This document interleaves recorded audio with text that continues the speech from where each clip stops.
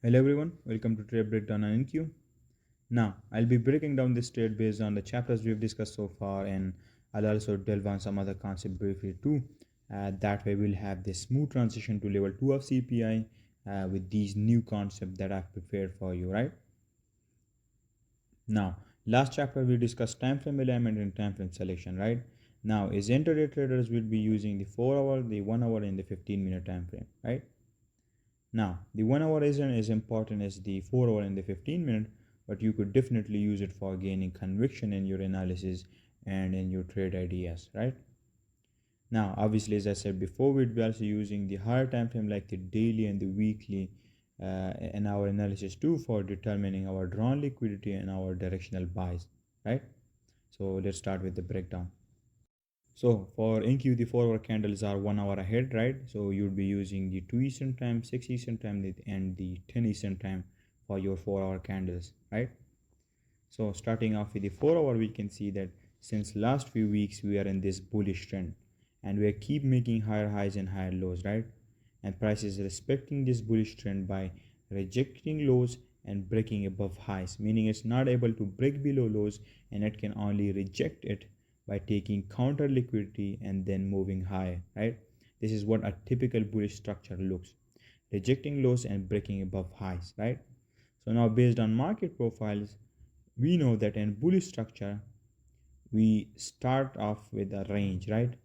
And then after that ranging profile ends, we then expand from that range either straight away or after a manipulation happens to a key level, right?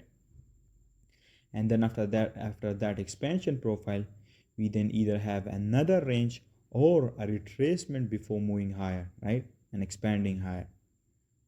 Also, one thing is that this is just basic market profiles, right? We haven't integrated time factors with it, right? Which is going to even further refine your perspective even more. We'll delve on that later, but for now let's discuss what we are dealing with here. Okay, so let's get in the breakdown right here. So right here you can see that as soon as this week opened right here, right, we straight away went into a ranging profile, right? Now we know that according to market profiles, after a ranging profile ends, we can only have two possible outcomes. We can either have a manipulation profile or an expansion profile straight away, and in this case we got this expansion profile straight away, right?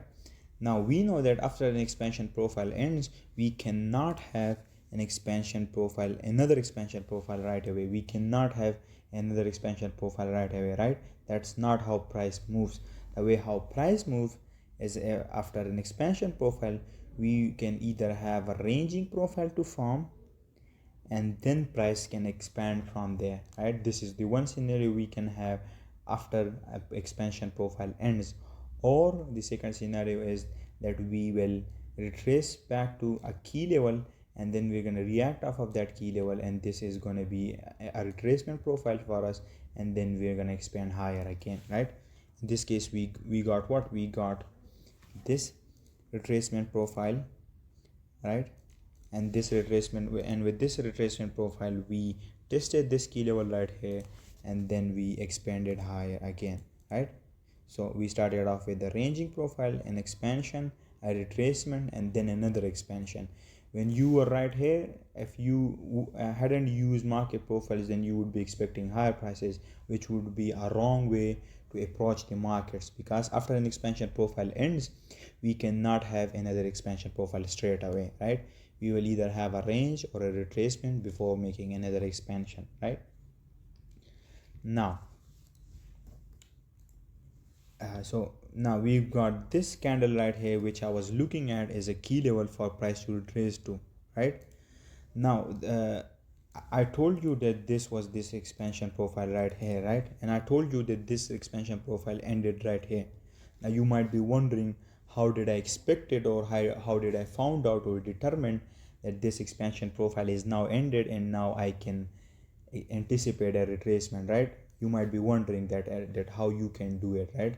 So the way how you can do it is, when price right here, first of all it has to take out a key level, and the key level for me here was this Monday's high right here. So what price did on Tuesday is that it took out Monday's high, right?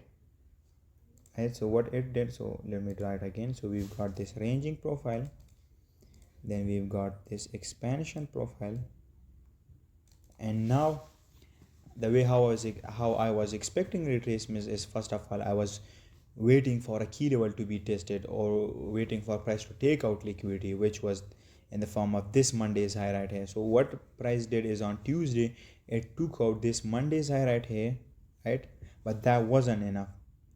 Next thing I did is I waited for price to have a CSD, or to form a CSD on lower time frame, so which is basically a change in the state of delivery, and that CSD formed or occurred after this down close candle right here, closed below these candles right here, right? I'll tell you how I determine this CSD to be valid, but let's focus on the higher time frame for now, right? So what you need to remember is that after this down close candle, and after this candle closed below these candles right here, a CSD happened, we took out liquidity, and now I can expect this expansion profile right here, which is this price action. Now I can expect this expansion profile to end, and now we can enter a retracement on the lower time frame, which is going to look like a reversal on the lower time frame, right? A retracement on the higher time frame looks like a reversal on the lower time frame. That's how you logically look at price action, right? That's how you look at price with a logical perspective, right? So now you learned that the way how you can expect a certain profile to end is by waiting for a CSD. In this case, we had this CSD, which confirmed that this expansion profile is now ended, and now I can expect a retracement.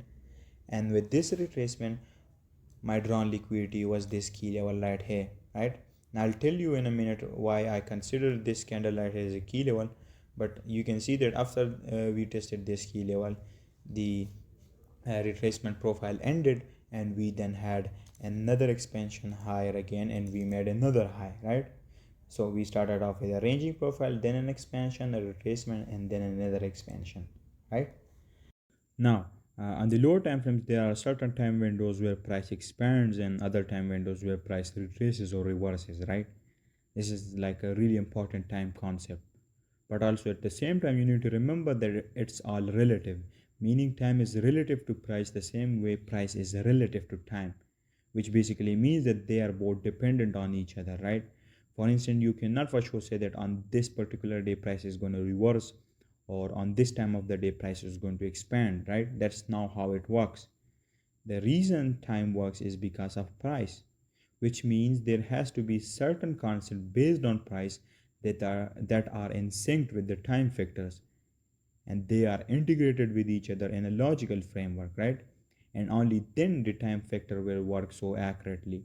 And if you're going to use it alone without any idea whatsoever, then it's obviously not going to work, right? So what you have to do is you have to make sure that time is in sync with the other concept for it to work accurately. We know that we look at price with a logical perspective, right? And we use all of these concepts in a logical framework too. The same way we're going to look at time with a logical perspective that is based on a proper framework and not based on patterns. And only then you will able to see the magic of time and price when they are integrated with each other and when they are in sync with each other.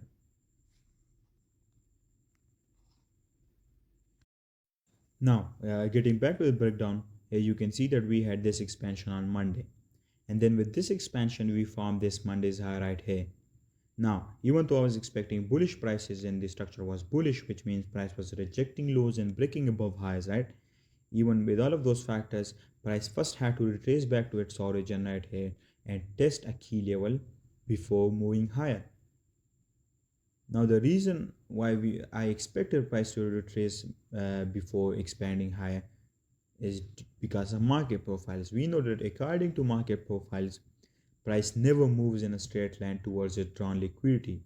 It always starts with a range, and then after a range we form an expansion profile and we expand towards the drawn liquidity, and in this case we expanded higher, right? And then after an expansion we always have a range or a retracement before we make another expansion, right? This is generally how price moves. Now the reason this price action right here is considered a key level and we call this is an order block is because first of all this candle right here generated liquidity in the form of this FEG, right? Now remember what I told you in chapter 3.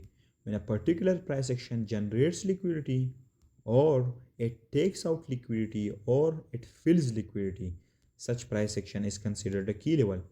When a price action does either of these three things, it would be considered a key level, and you could call it whatever name you want, right? Or you could just call it a key level, right?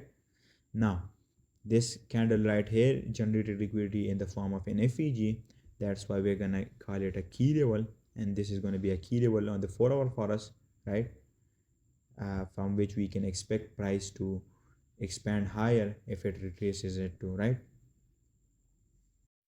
Now you can see that we have this Monday's high right here, right? And then on Tuesday I was looking for that high to be taken, right? And that high to be taken at a key time, right? Now if this high was taken during the London Open or the Asian session, then I wouldn't have had that much conviction in this trade idea, because London Open session and the Asian session aren't that high probability for retracements or reversals.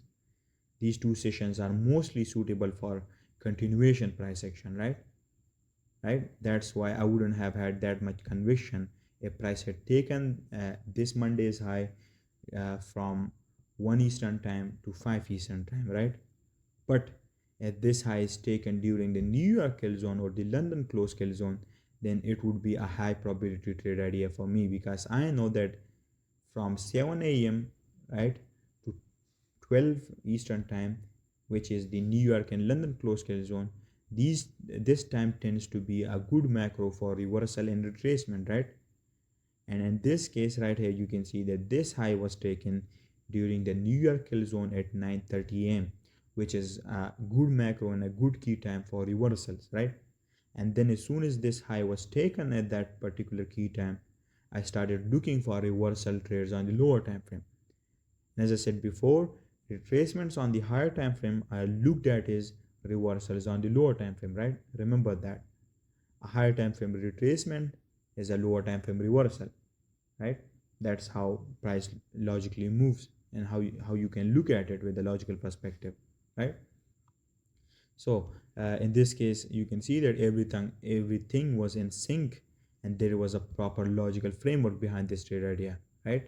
And there was a proper higher time frame and lower time frame thought process based on time and price that were together both in sync with each other, which led me to taking this trade right here.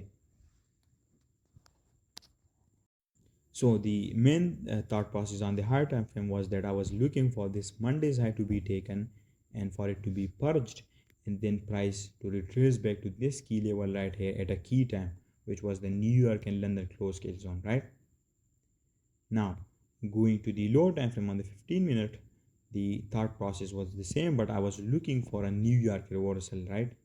And right here you can see that during London Open and Asian session, we formed this range right here, right? We range during that time, and then during New York Open at 9:30 we took that high and then immediately reversed from there. And here I waited for a model 1 entry, which is basically an order block entry here, right?